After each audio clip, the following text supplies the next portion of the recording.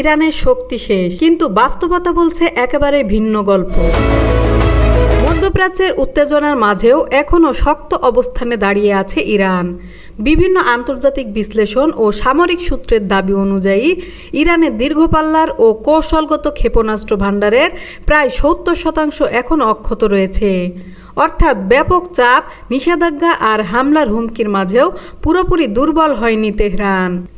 বিশেষজ্ঞদের মতে ইরান বহু বছর ধরেই তাদের ক্ষেপণাস্ত্র কর্মসূচিকে এমনভাবে গড়ে তুলেছে যাতে একসাথে সব ধ্বংস করা প্রায় অসম্ভব হয়ে পড়ে।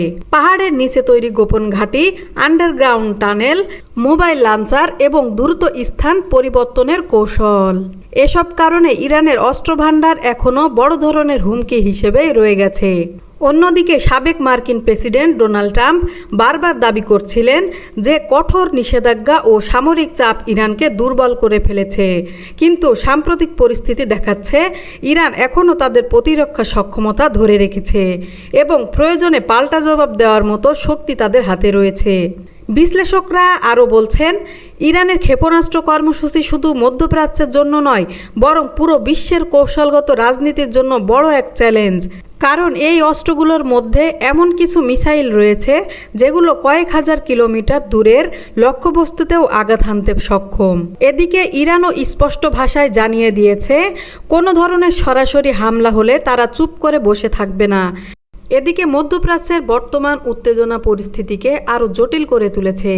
কারণ যদি সরাসরি বড় ধরনের সংঘাত শুরু হয়, তাহলে ইরানের ক্ষেপণাস্ত্র শুধু আঞ্চলিক ঘাঁটি নয়, বরং গুরুত্বপূর্ণ জ্বালানি অবকাঠামো, সামরিক ঘাঁটি এবং সমুদ্রপথেও হুমকি তৈরি করতে পারে। বিশেষ করে পারস্য উপসাগর অঞ্চলে ইরানের প্রভাব এখনও অনেক বড় ফ্যাক্টর হিসেবে বিবেচিত হয়। তবে বিশ্লেষকরা এটাও বলছেন, ইরানের এই শক্তি মানেই তারা অপরাজেয় নয়। অর্থনৈতিক চাপ এখনও দেশটির জন্য বড় সমস্যা। আধুনিক যুদ্ধবিমান ও প্রযুক্তির ক্ষেত্রেও পশ্চিমা শক্তির তুলনায় তারা অনেক পিছিয়ে। কিন্তু তারপরও শুধু ক্ষেপণাস্ত্র ও ড্রোন সক্ষমতার কারণে ইরান এখনও মধ্যপ্রাচ্যের সবচেয়ে গুরুত্বপূর্ণ সামরিক শক্তিগুলোর একটি হয়ে আছে। অর্থাৎ ট্রাম্প প্রশাসনের কঠোর চাপ ইরানকে দুর্বল করলেও পুরোপুরি ভেঙে ফেলতে পারেনি, বরং ইরান তাদের সামরিক কৌশল আরও গোপন এবং আরও টিকে থাকার উপযোগী করে তুলেছে। এখন প্রশ্ন একটাই, যদি কখনো বড় সংঘাত শুরু হয়, তাহলে মধ্যপ্রাচ্যের মানচিত্র কি আবার বদলে যাবে? আপনার মতামত কমেন্ট করে জানান। এমন আপডেট পেতে আমাদের চ্যানেলটি সাবস্ক্রাইব করে আমাদের সঙ্গেই থাকুন।